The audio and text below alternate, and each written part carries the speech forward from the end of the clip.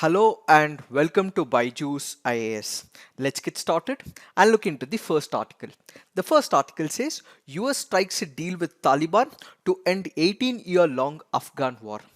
Before we understand what this article is, let's get back to the history books.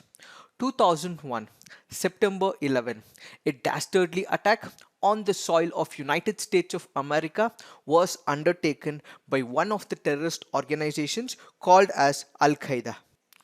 What happened? Al Qaeda did hijack about four commercial airlines. These commercial airlines crashed into the World Trade Organization and Pentagon in Washington, D.C., leading to the demise of about 3,000 individuals. This is when United States of America realized that terrorism is a global problem and it has to be dealt with iron hands. The United States of America realized that it was Al Qaeda which was the propagator of this dastardly attack. Who was heading Al Qaeda? It was Osama bin Laden. So the United States of America realizes the man behind this dastardly attack is Osama bin Laden. Osama bin Laden was given a safe haven. The safe haven and protection was given by Taliban in Afghanistan. The United States of America immediately requests the Taliban to surrender Osama bin Laden. But did they surrender? No. This is where the United States of America gave a final warning to the Taliban. The Taliban was asked to surrender or they will face the same consequences and brute force of United States of America as much as Al-Qaeda and Osama bin Laden would face. The Taliban, who happened to be one of the other radical Islamist group in Afghanistan, resisted the view of the United States of America. So after a month of 9/11, United States of America launched airstrikes against Afghanistan. This is where the United States of America started bombing the Taliban camps, the military camps, and it ultimately made sure that all the training camps of this Al Qaeda led group by Osama bin Laden is completely dismantled. So the United States of America started launching its missiles against the Taliban and against the Al Qaeda. So all the military camps of the Taliban and the training groups of Osama bin Laden led Al Qaeda was immediately destroyed. So this operation taken by United States of America along with the NATO powers including the United Kingdom came to be known as Operation Enduring Freedom. So what is this Operation Enduring Freedom? It is a global war on terrorism, that which was emanating because of radical forces from Afghanistan as well as from Saudi Arabia. The next question that comes up is, why was this war, which started in 2001, ultimately continued for long and couple of years down the lane? The answer to this is because of the fear resistance from the Taliban forces. The Taliban forces had enough power. They were also supported by external forces like Pakistan, who had their own strategic advantages as well. So Taliban was given enough power from outside forces and they also had enough money power to buy arms and equipment. It is this fierce Taliban resistance that endured this war for about 18 years. What also happened in this region was the Afghan government had very limited potential. When you look at every major country, they have complete control over their government. In case there is any insurgency, the government would be able to handle them with iron hands. But is it the same with Afghan government? The answer is no. Because they did not have the governance, because they did not have enough Afghan forces, ultimately they were not able to control the rise of the radical Taliban forces. Apart from this, as we discussed, there were outside forces which was also supporting the Taliban. One of the countries which was supporting this Taliban force was Pakistan for its own strategic reasons. And as a result, because of all these actions and because of the reluctance of other NATO powers for continuing in Afghanistan, what we see is the longest fought war for United States of America, which was about 18 years. So ultimately, what United States of America realized is that they are spending a lot of money. They are spending so much of money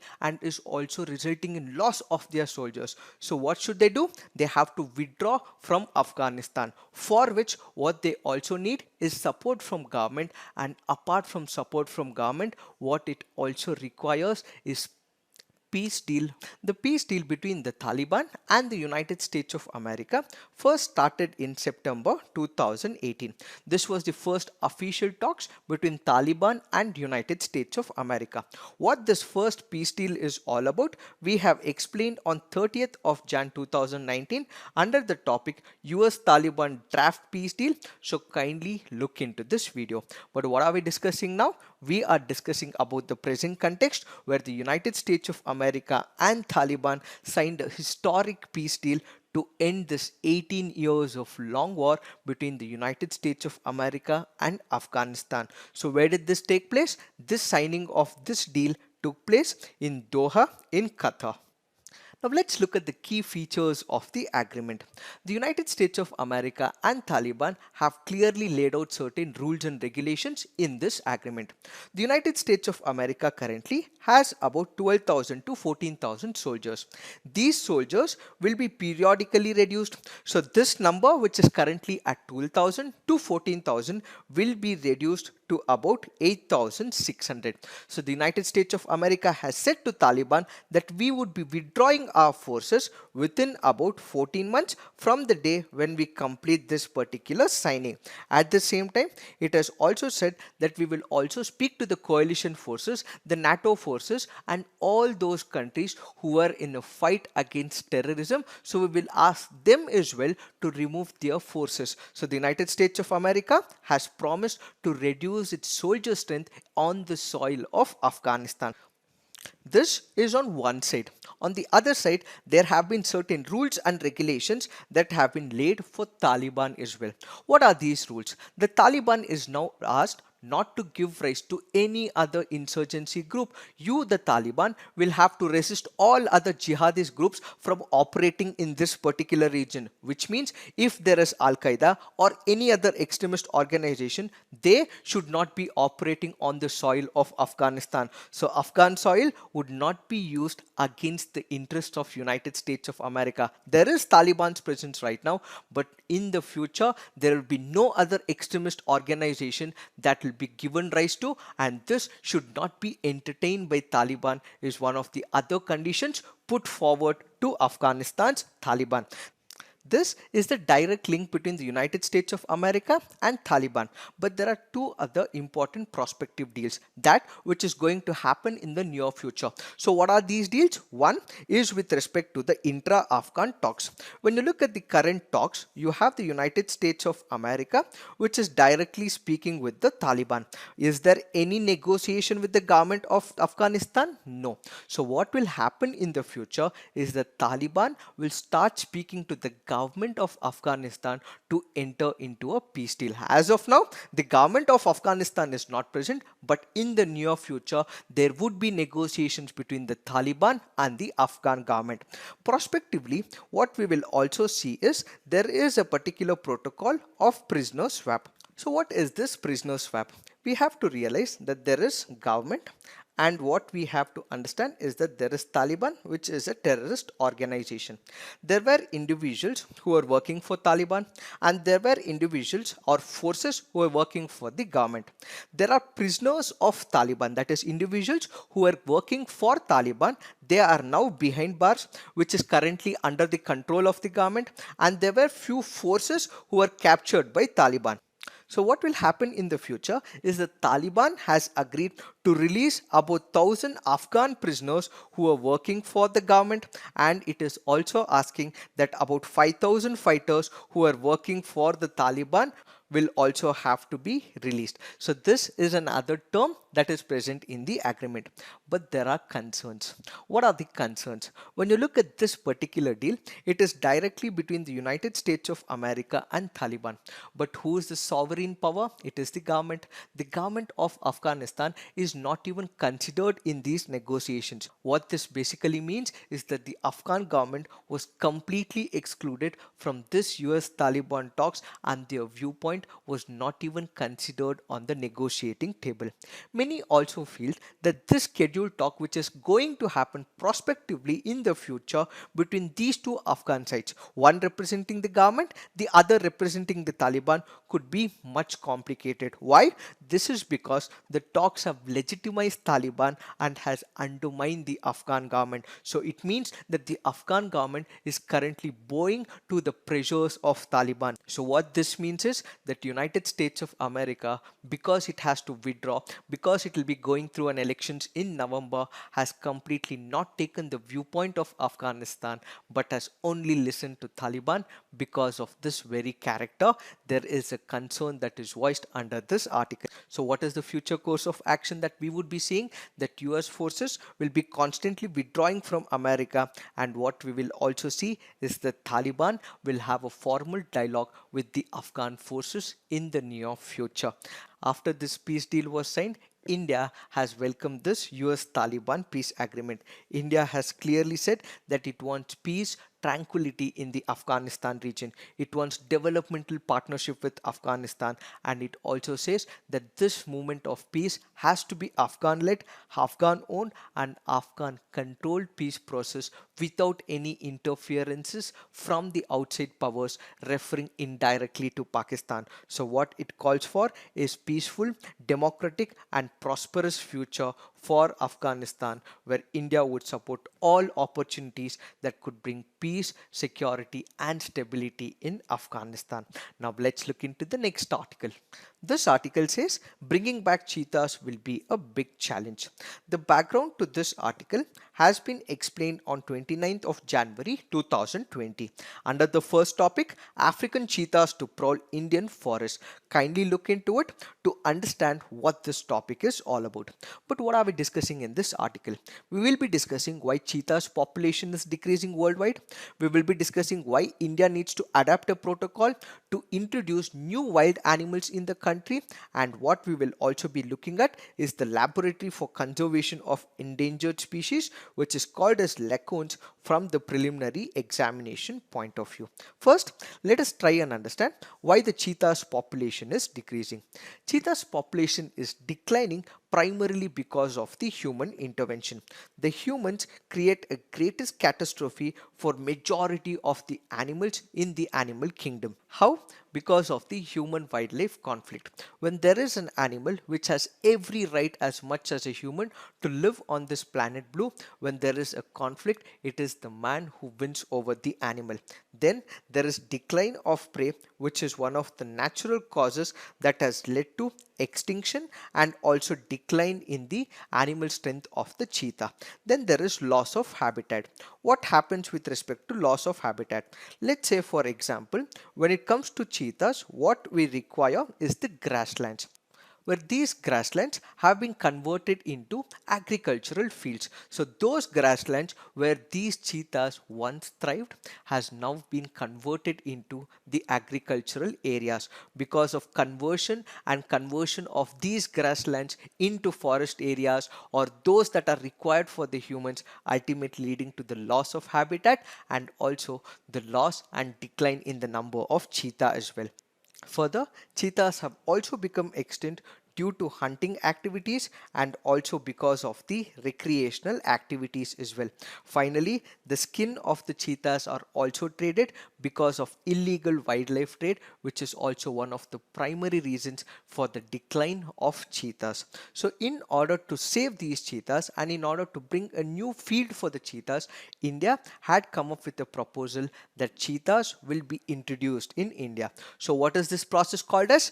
This process is what is called as translocation. So what is this translocation? Translocation is nothing but moving of organisms or animals from one region to another. So what India requires right now is translocation of cheetahs from one place to India. Humans have moved organisms between one site to another. It has been beneficial in the past and it has also had some disastrous impacts as well. In order to prevent these disastrous impact, what this article suggests is that India needs to adapt the IUCN guidelines for introduction of these type of animals from one region to another. What does these guidelines speak about? It speaks about proper habitat for the translocation. Let's say, for example, in the particular case, it is translocation of cheetah. So what we need is a proper habitat, a grassland area, and what we also require is the prey base for this particular animal. So grassland is required, and what we also require is the prey base. This will have to be provided for the animal which is being moved. It also speaks about the awareness. People are not aware about the movement of this particular animal.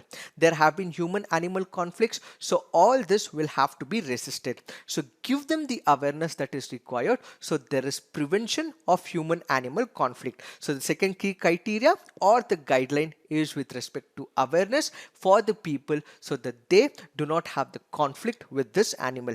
And third is to conduct research projects. So the research projects in terms of how their numbers can be increased, how their numbers can be increased from one region to another, and how they can be moved from one region to another through conducive studies over a period of time. So if you are able to adapt to proper habitat, give awareness to people, and there is research with respect to this animal, and all these guidelines are followed, then what we will have is the increase in the strength of these cheetahs in the future is what needs to be understood from this article. From the preliminary examination point of view, it speaks about laboratory for conservation of endangered species. Basically, this is one of the labs which is affiliated to the Council of Scientific and Industrial Research that is located in Hyderabad. So kindly understand, this laboratory for conservation of endangered species is affiliated to Council of Scientific and Industrial Research.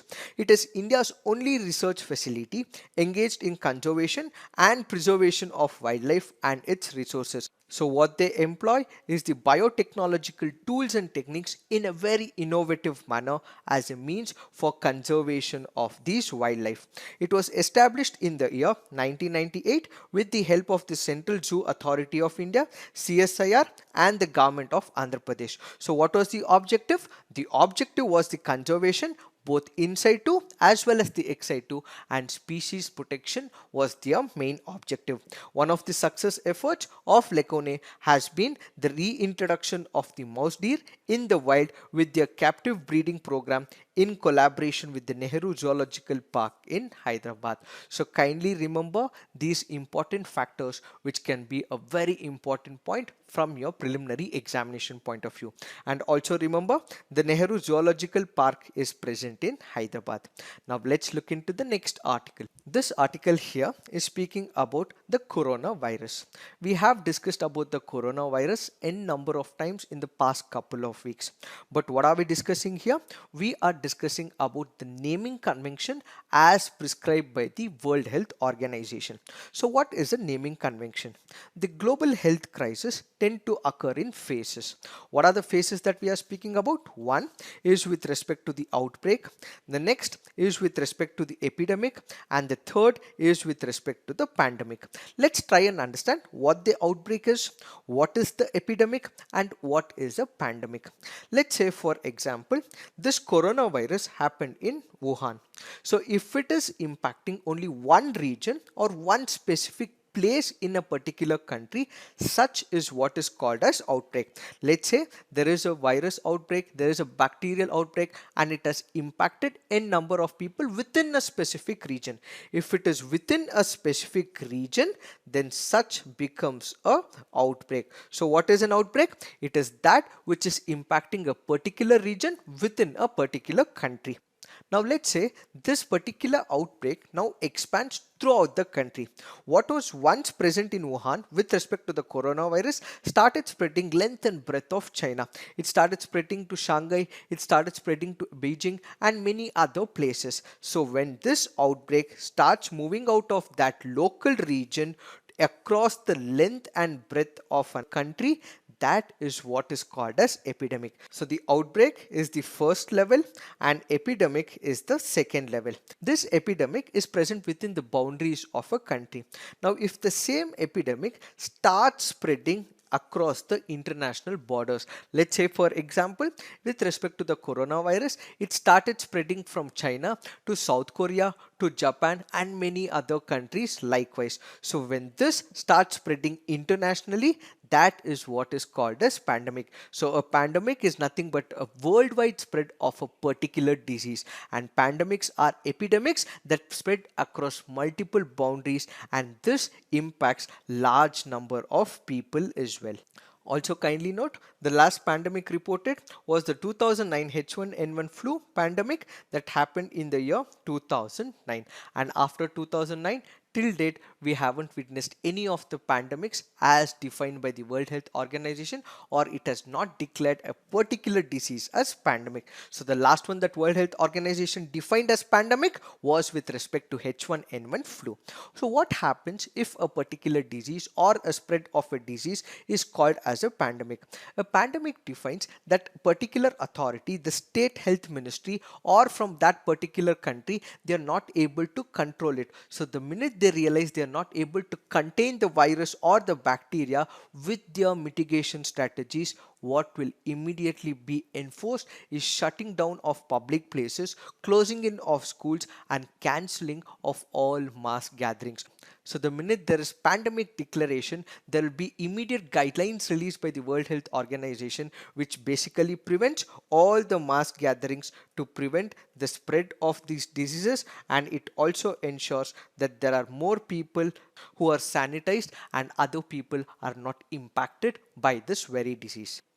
Kindly note, there are some statistics given here. China has more than 50,000 cases of coronavirus, so followed by South Korea, which has nearly 1,000 to 10,000 cases. Japan, Iran, Italy has 100 to 1,000 cases, and rest of the other countries has less than 100 cases. This is what we need to understand because we have already explained about the coronavirus. Now let's look into the next article. This article here is speaking about colistin resistant bacteria. What is a colistin? A colistin is nothing but an antibiotic. So what is an antibiotic? This is a drug or a medicine that is used to fight the menace of bacterial infections. What happens under this? Basically, all the bacterial infections are prevented from growing. So the growth of the bacteria is stopped with the injection of this particular drug. So this colistin is usually one of the last resort weapons that is used against the bacterial infections for the human diseases. But what we also realize is that this drug has been misused and overused. How? This is also administered to animals. It is also employed in the poultry industry as well. Why is that it is employed in the poultry industry? That is because let's take the example of the broiler chicken. The broiler chicken currently, let's say it has less weight. So the minute these drugs are given to these poultry, that is for the broiler chicken, they immediately gain weight and they also become fattened and they also gain weight. So the minute there is weight to these chickens, what it ultimately means is that there is more selling of these chickens. So these are administered to the chickens basically to increase the weight. Further, this colistin is also administered to animals to prevent diseases in the healthy animals. So because of this overuse in the animals and also in the poultry sector, what we realize is this bacteria which was once getting killed is no more resistant to this particular drug, and as a result there is drug resistant bacteria. And also remember, when it is being administered to poultry, the poultry litter is also used as a fertilizer in the agricultural sector. So the fruits and the vegetables that are grown from this fertilizer also has certain drug resistant bacteria as well, and as a result with time what we will see is that this particular medicine, the colistin, which is used as one of those important antibiotics, will not be helpful for the human beings. So the World Health Organization in its particular tool called as AWARE has placed this colistin as a drug in the reserved list. So what this means is that this colistin as a drug can only be used as a last resort when all other antibiotics have failed. But what we are seeing is that this has been misused, abused and overused, and ultimately leading to the demise of many people. So when it is being administered to the people, when this antibiotic has become very anti-drug resistant, what we will see is increase in the number of deaths and not being useful for the general people. So what this means is that this medicine can be used as a last resort only when all other antibiotics have failed. So this reserved list that is given by the World Health Organization means that this has to be used minimally, but what we have seen is that overuse and abuse of this particular colistin in the poultry industry. So what is the impact that we will see? The bacteria will be able to survive and we will not be able to give this medicine because the bacteria has become resistant to this colistin, and as a result we would not be able to treat some of the diseases like pneumonia, tuberculosis, and exposing our own populations to more sickness. And as a result, what we need is certain measures that we have to take care so that colistin is not administered to the poultry industry. So what is the way forward? Apart from the laws that the government have come up with, what we also need to say is that create an awareness to the general public. So the people who are administering these drugs to the poultry sector should be given an awareness about the harmful impact of it. This means there is requirement of the social change which has to be initiated by the people themselves with the support of the political masters as well as the other NGOs. So when all these multiple stakeholders come up together, pitch in, what we will see is a greater level of awareness which is important at the present scenario. The government further will have to come up with laws, it will have to come up with regulations so that only when there is prescription given by the doctor which is given to the chemist, only then is when the chemist will have to give this colistin as a medicine to such and such person. Any lack of regulation will also harm is what this article all about. Now let's look into the next article. This article here is speaking about Indo-Lankan fisheries conflict. When you look at these two countries, they are connected culturally, mythologically, and historically. Culturally, in terms of language, Tamil is one which is connecting us. Then there is importance of religion in the form of Buddhism, and mythologically in the form of Ramayana, which happens to be one of the greatest stories that India has told the world. With time, both these countries also got independence. They were under the control of the colonial masters, and both these countries got independence in the late 1940s. What we then realize is there wasn't any issue between India and Sri Lanka, especially that with respect to the fishing. Both the communities, the Indian fishing community and the Sri Lankan fishing community, had no issues when it comes to the fishing rights. But after 1970s, there were certain agreements that India and Sri Lanka entered into. In the year 1974 and in the year 1976, India and Sri Lanka entered into some maritime agreements. So what this led to was the establishment of the International Maritime Boundary Line. Kindly note, so immediately after the independence, there were no issues between the Indian fishing community as well as the Sri Lankan fishing community, and both of them were able to fish in the waters of Park Bay as well as the Gulf of Mannar.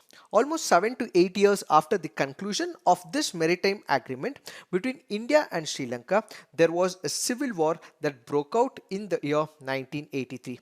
This was an internal civil war in Sri Lanka between the liberation tigers of Tamil Illam and the government. So this continued up until the year 2009. So during this period of civil war, the Sri Lankan government immediately took certain security precautions.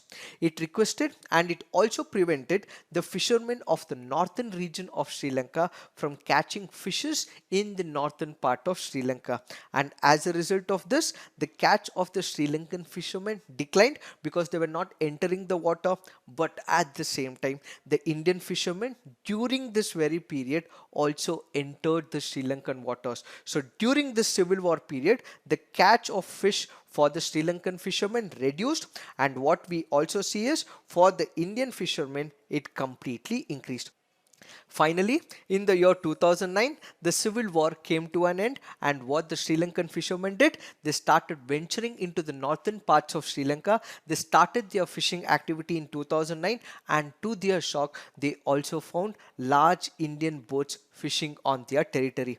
The Sri Lankan fishermen who were dependent on fishing for their own livelihood immediately conveyed their flight to the government of Sri Lanka. So the government of Sri Lanka did get complaints from the fishing community of Sri Lanka about the flight. Why? Because the Indian fishing community had entered into the waters of Sri Lanka. So what happens? The Sri Lankan people complained to the Sri Lankan government, and the Sri Lankan government raised this particular issue with India. So the Sri Lankan government complained that Indian ships enter into the waters of Sri Lanka. These ships have trawlers, they enter into the seabed of the Sri Lankan waters, and they damage the entire ecosystem of the sea. So what the Sri Lankan government complains, because of the use of the trawlers, because of the use of the heavy nets, it has led to destruction of the seabed and ultimately loss of fish as well as the marine ecosystem. After it complained to the government of India, it immediately started taking steps. Why? Because their people were suffering. Their livelihood mechanism started getting impacted and they suffered huge losses. This is where they started taking steps to prevent other foreign vessels entering the waters of Sri Lanka. First, it started imposing heavy fines. If there is a foreign vessel which enters the water of Sri Lanka and if they move beyond a particular boundary, then fines will be imposed on these fishing vessels. Followed by this, what we also see is that there were arrests of fishermen from another country. Let's say, for example, if fishermen from India enter into the waters of Sri Lanka, such fishermen will immediately be arrested. And periodically, what we will also have is the seizure of their fishing vessel, and finally, then they'll be attacked by the Sri Lankan Navy as well. So these steps mean that it is a loss to the Indian fishing community, loss in terms of lives, loss in terms of economic activity, and also in terms of livelihood as well. And as a result of which, what we need is some solutions to fight this India-Sri Lanka fishery conflict. So a joint working community on fishery was one of the initial steps taken by the government of India and the government of Sri Lanka. So this joint working group basically will reduce all the disputes between the two fishing community. Then there would be a hotline which would be established by the coastal guards of both the countries. So this joint working group will meet every 3 months and they'll discuss about the disputes between the Indian and the Sri Lankan fishing community, and there will also be a meeting between the fisheries ministries of both the countries every 6 months. Further, they have also entered into a consensus that there will be no loss of lives, so there will be understanding between the navies of both the countries. Further, India has also said in case there is an arrest of an Indian fisherman or a Sri Lankan fisherman, we would have to consider it on an humanitarian basis such that these people should be released immediately with the protocols followed by both the countries. And India has also said the fishing community and its trawlers will be provided with the GPS monitor trackers and they will be prevented from entering the borders of Sri Lankan water. So what we have to realize is that the Indian community has been entering the Sri Lankan waters primarily because they did not want to go to that particular water, but they entered into this water without realizing it. And the fishing community also has been traditionally taking fishes from this particular region before the independence and after the independence up until 1970. So they do not have the idea about the boundaries as well, and at the same time they enter into the Sri Lankan waters all because of the livelihood means. So in order to prevent them from entering the Sri Lankan waters, the government of India has also said in the future GPS monitoring tools will also be provided to this fishing community. So what is the future course of action? There needs to be a political will from both the sides such that the trawlers do not enter or there is no economic and livelihood loss for both the countries' fishing community. It is this that we have to understand with respect to this article. Now let's look into some of the preliminary practice questions.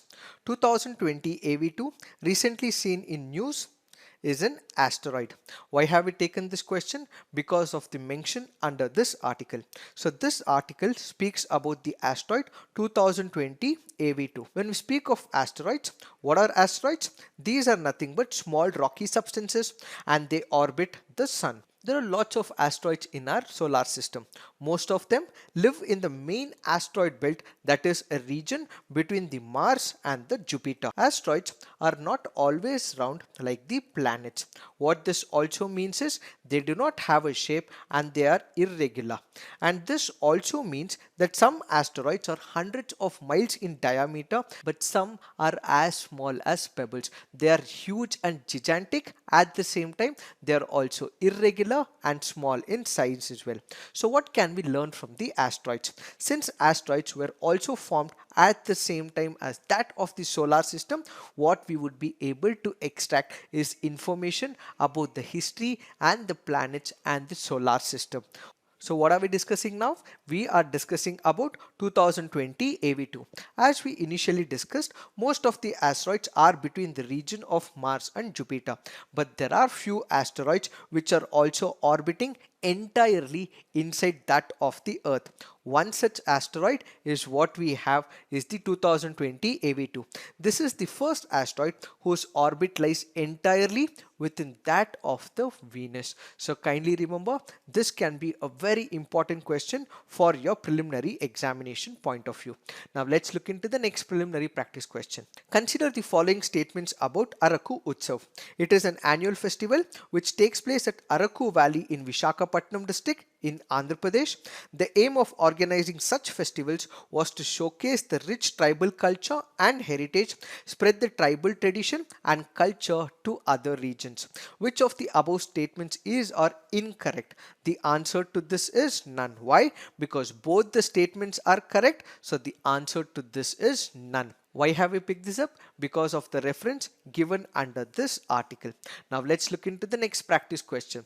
Consider the following statements about K2-18b.